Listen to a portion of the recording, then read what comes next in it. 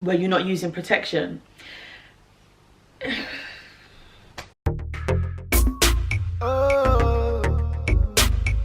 Hi guys, welcome back to my channel. I know that it's super cheeky of me to say welcome back when I haven't put out any content in weeks or months, but I'm back, baby. I'm back, baby, and that's all that matters. So basically, in short, I was on YouTube and then I reached the point of like, I don't really know what type of content I should put out. And then I found out I was pregnant, and then adulting and motherhood took over. I wanted to do this ages ago. After I gave birth, I really wanted to do the whole mom blogger thing. I realized that people are mad. People are very, very mad. There was a picture of my son and I that got picked up by one of those like baby Instagram pages or whatever. There was a lot of comments about us being too dark.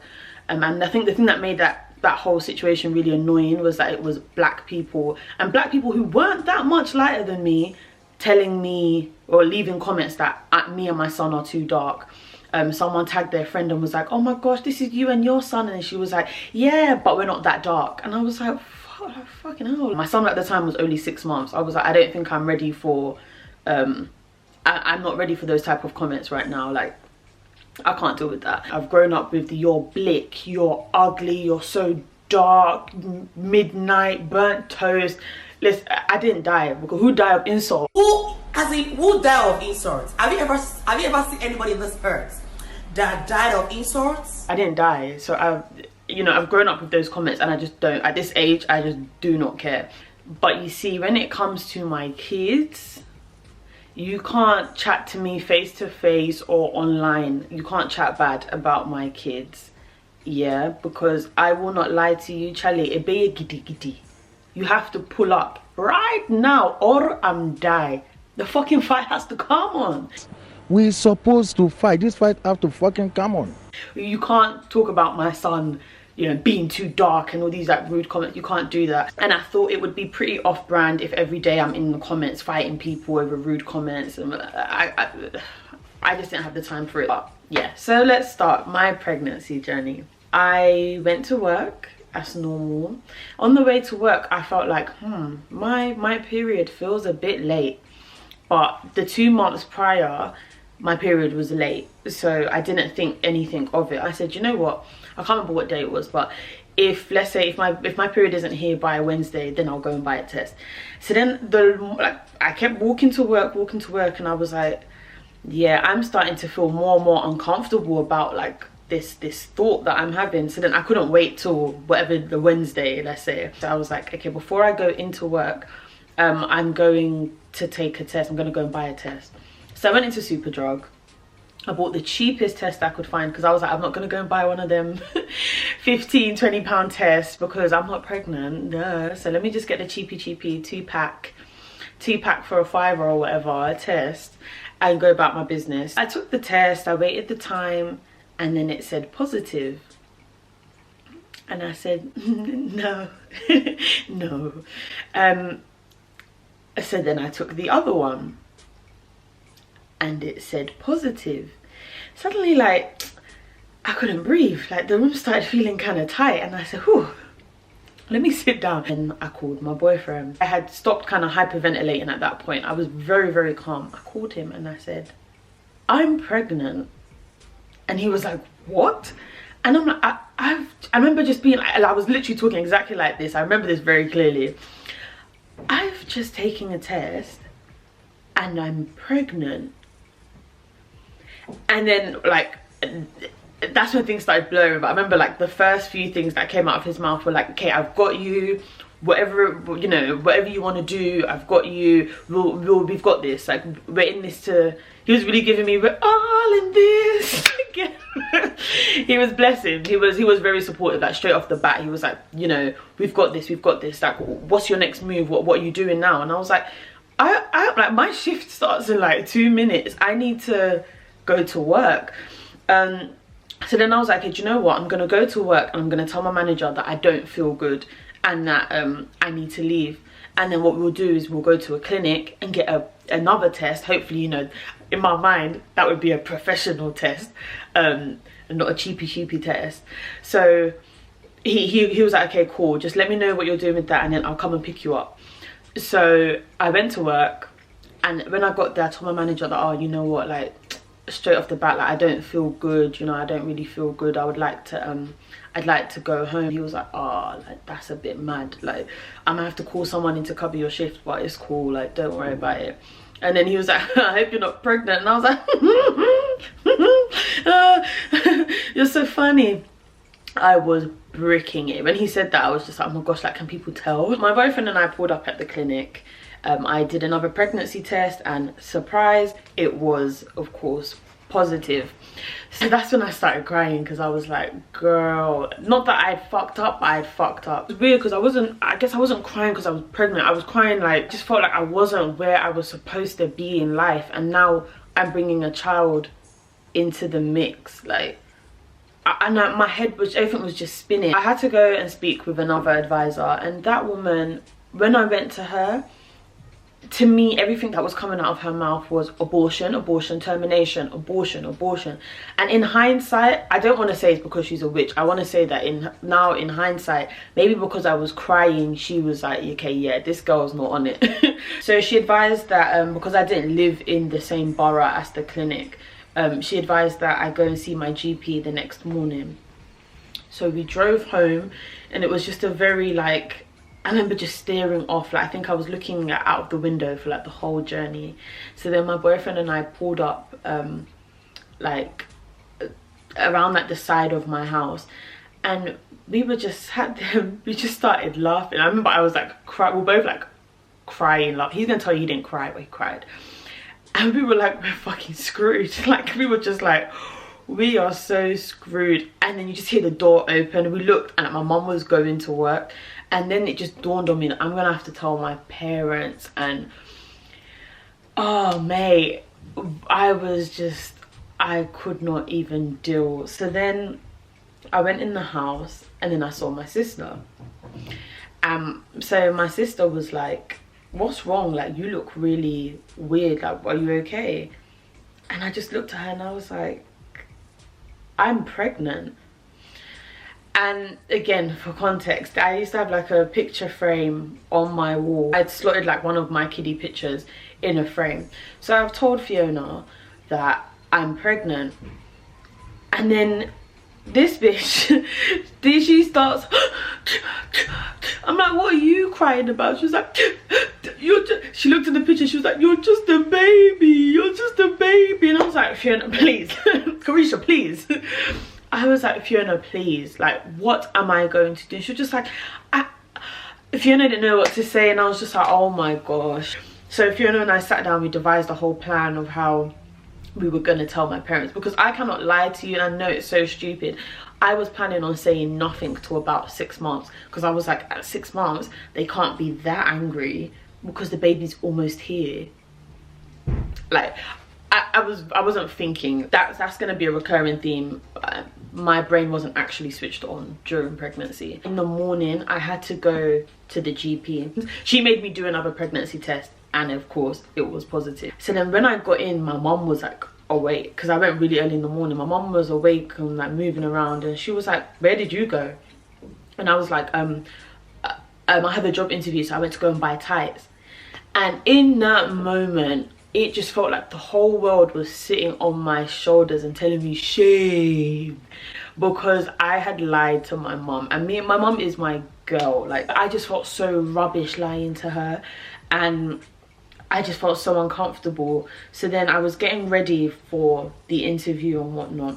I was ironing, and I just started crying, and she was like, yeah, are you okay? And I was just like, okay, I have something to tell you, and I just really need for you to not be angry, not be disappointed. Like, I just really need you to, and by this time, I'm saying this so calmly now, but I was, one thing about me, I'm a cry, like I will cry. So I was big boo-hooing, snot bubbles, like, do you know when you cry so, yeah, like I was all of that. My mom was like, sis, I need you to breathe, because I'm actually worried now. What's going on? Like, I'm pregnant. And I promise you, she was sat there like this, and she was like, she hit me with that waka flocka, like,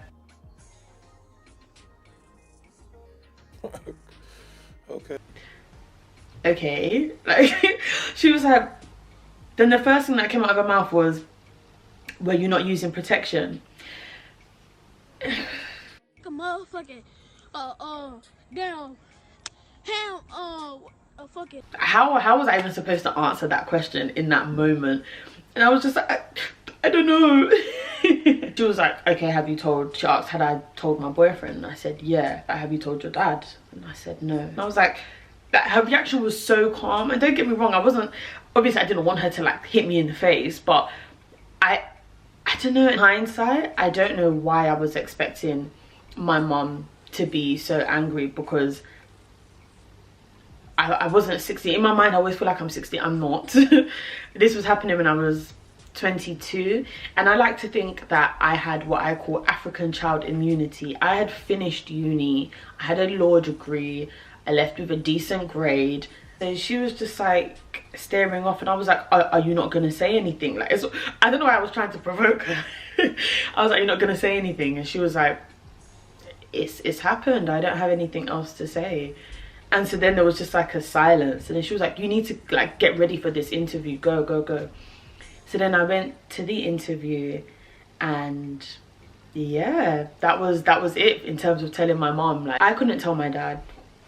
I could not tell my dad that I was pregnant, not at all, because you see, with my dad has always been that, like, he's a very calm parent. When it comes to like African dads, he's not the African dad who shouts and everything, you know, I'm the head of the house. He's not one of those people.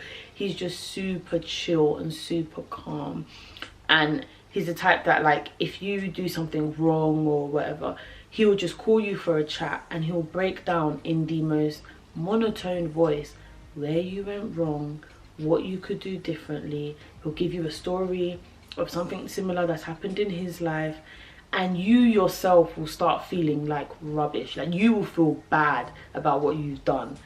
He doesn't need to shout. I just didn't want my dad to feel like disappointed or something. I say disappointed because, like most African parents, my parents would have loved for me to have graduated, been working a good job, got married, and then started having children, like, you know. But that, of course, that wasn't the situation. What I did was I called him. I called him whilst he was at work, and I said, okay, same spiel, but without the tears this time. I said, okay, I have to tell you something, and I just really need for you to not be angry or disappointed. And my dad was just like, whoa, what's going on? I said, I'm pregnant. And then there was a pause, and he was like, pregnant? And I said, yeah.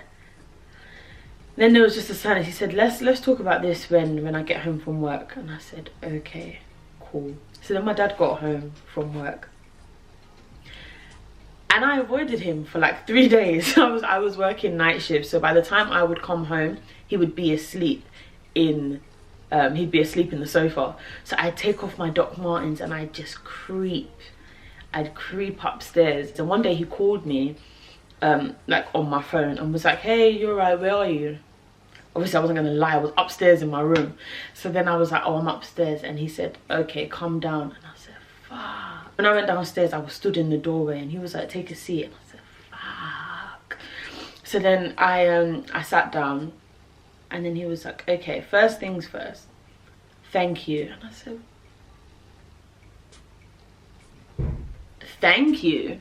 He said, thank you for telling me, because you could have easily, you know, kept it to yourself and maybe gone and done like a termination or something like that, because out of like fear or something. So I thank you for telling me. And I was like, this is a plot twist. This has started off different. So I was like, okay.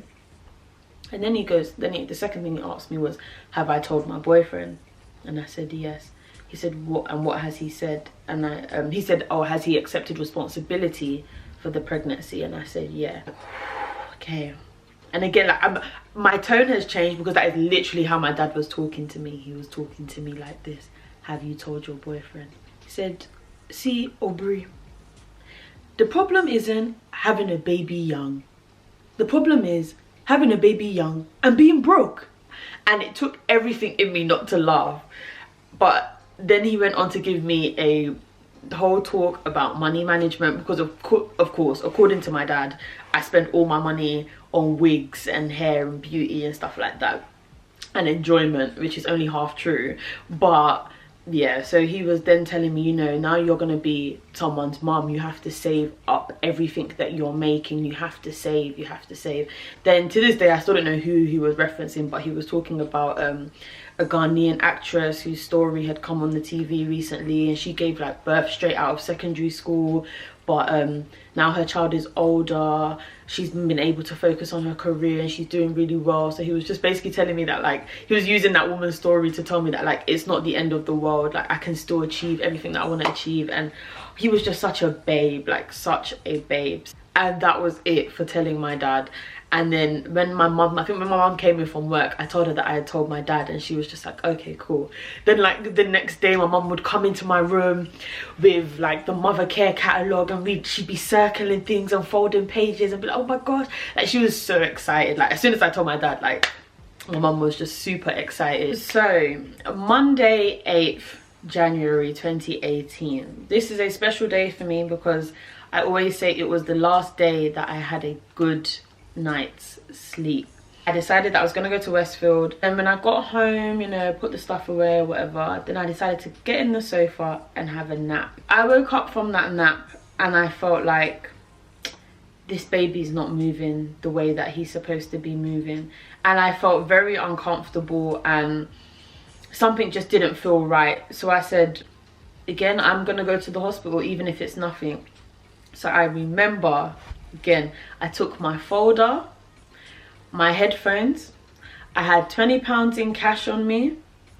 Did I take a purse? I don't think I even took my purse. I just took £20 in cash on me, and then I went to the hospital. That's when I called Fiona.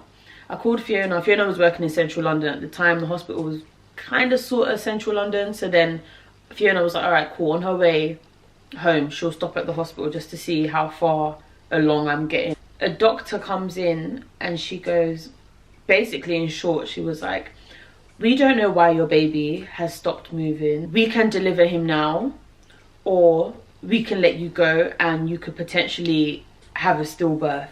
Nah, I have not come this far to have, you know, to have a stillbirth. Like, I can't take that risk. If we have to do this now, we do it now. Doctor says you're going to have to be induced, and I didn't want to be induced, but you know, this baby, he was comfy where he was. He didn't seem like he wanted to come out. Doctor was basically like, the next time you leave this hospital, you're going to have your baby. I came there with a folder, £20 vibes, and headphones. Like, I wasn't ready, but luckily, of course, I had packed my bag. This is why it's important to have your bag packed from early. I had my bag packed, so me and Fiona were just like, what the hell? So then, of course, at that point, I called my boyfriend, called my mum, then we called everyone and whatnot. My mum came and she bought my bag, and then my boyfriend finished work and then he came, and yeah, later on, it's probably like really late in the evening, they said, okay, they're gonna start, they're going to induce me, and what they're going to use first is a pessary. And I just remember her being so rough, to the point she started and I screamed, why are you so rough? And everyone in the room was watching me, but she was so rough, like it was so painful. The pessary, like being induced, was so painful. So they put the pessary in, nothing happened. That did nothing. Then the rest, it was just a blur, because I just remember not sleeping very well because I had to stay up and keep the monitors attached to my belly. And again, as I said, I have a bad back, so I wasn't straight in the bed, I wasn't lying down flat, I was kind of somewhere in the middle like this. And even just doing this now, like I can feel all this pressure on the middle of my back. So yeah, I just wasn't comfortable. They tried the pessary, they tried the gel, nothing was working. I was not dilating. Baby said, yeah, you man, keep it up, but I'm not going anywhere. I had said that I wanted to have a natural birth, in the sense that I didn't want to use any gas and air or epidural or any drug. I just didn't want to. I wanted 100% natural birth, and I wanted to give birth in a birthing suite. The birthing suite, because of the location of the hospital, the birthing suites were like it's a big room, and it had like a pool in the room for if you wanted to opt to get in the water, which I wanted to do. And it had a view, it reminded me of like the intro of Power. Like you had the whole view of London, like the room banged. As soon as I walked through the I walked onto the ward complaining that, oh, I don't feel like my baby is moving, I lost all right to the birthing suite. Because with the birthing suite, they kind of leave you to it a lot. They're not as hands-on there. But now I'm saying that, you know, my baby's at risk, I couldn't use the birthing suite, so I didn't have access to the water that I wanted. And by the next stage of the induction process, which I think was the gel, I can't remember if it was the gel or pessary neck, I can't remember what order it was. By that time, I was over it. I said, give me the gas and air. I remember it was the next midwife that I had. She was lovely, and she taught me how to use the gas and air. And when I say I get hi, I was in the sky somewhere. But I feel like with gas and air, the come down is so rough. Like the way I see it is like you're going, and then as she was like, you know, putting her whole elbow in my vagina, I was in a good place, and then she took her hand out, I stopped the gas and air, and then coming down off of that feels like car sickness. And I just felt very, like, you feel like you're gonna vomit. Like, it was just very weird. So then on Thursday, fast forward to Thursday, fine, bear in mind I went in on Monday, but now at Thursday and still no baby. Thursday they said, you know what, I'm in a position where they can break my water. So again, none of this was happening naturally. Everything was triggered by someone putting hands in my vagina. I find the conversation about black women needing black midwives, for me, I find that conversation quite triggering, because I had a black midwife and she almost killed me. Let me say it straight. I had a older African woman and she almost killed me. I think if it was left to just her to deliver my baby, I think there'd be two options. Either one, I would have died, or two, I wouldn't have a vagina today. She was horrible, absolutely horrible. My mum is a nurse. Simple things like, you know, changing a bed, making a bed, my mum knows how to do it. So when my mum would be like, okay, I can help you out if you're busy, I can help you out. She, no, don't touch anything. She was horrid. As soon as she walked in the room, she didn't greet, she didn't say hello or anything. We've just got there, and then like we're just still trying to place our stuff. She walked in the room, didn't say hello to anybody, and said, can we tidy this up? We need to tidy this up. And we were all like, shit. She made labor very difficult for me. At that point, I felt very vulnerable. Bear in mind, I've been in the hospital since Monday. I'm weak, but it is now Thursday. I'm so weak, and she made this experience just so horrible. And even after I gave birth, like, I would think about how that woman handled me and how she treated me, and it would make me feel sick. Like, it made me feel like I can't do childbirth again, because that woman, she tried to off me. Like, my enemies almost caught me that day. To a certain extent, especially older African women, some of them have this thing in them that, oh, I did it, so you can do it too. I almost feel like that's how that woman was treating me. Like, oh, you know, you're not in pain, it's not a big deal. That's kind of how it felt. And I just remember her making me feel so rubbish. So I was in a lot of pain. Before this horrid woman even came on the scene, I was literally begging for a C-section, because I didn't know how I was gonna push. I was so weak, so tired. And it's crazy because I can't tell you what the pain felt like, but I know that there's a video of me having a contraction, and every time I watch that video my eye waters.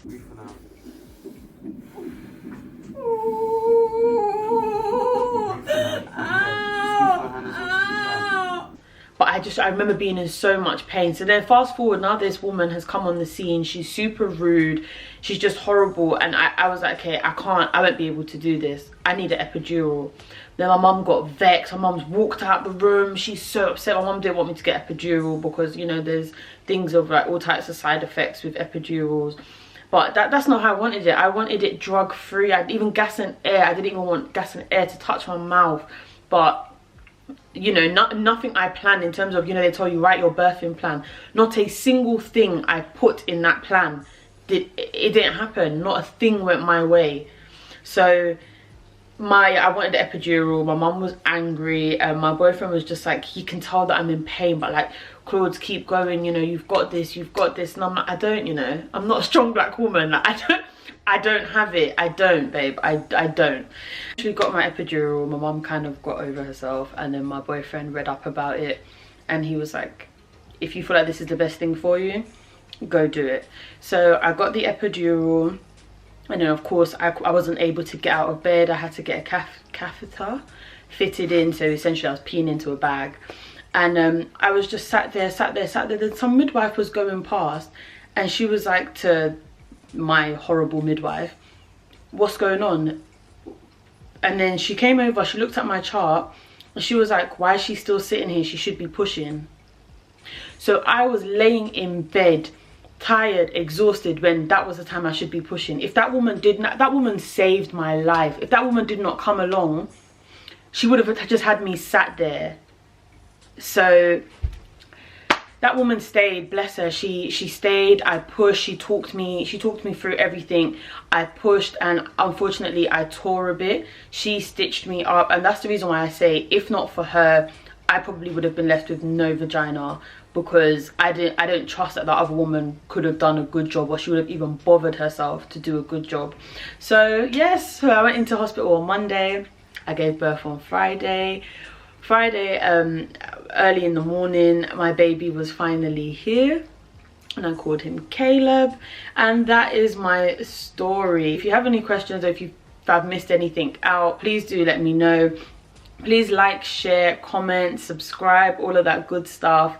But thank you guys so much for tuning back in, or tuning in for the first time. Stay cool and stay blessed. Peace.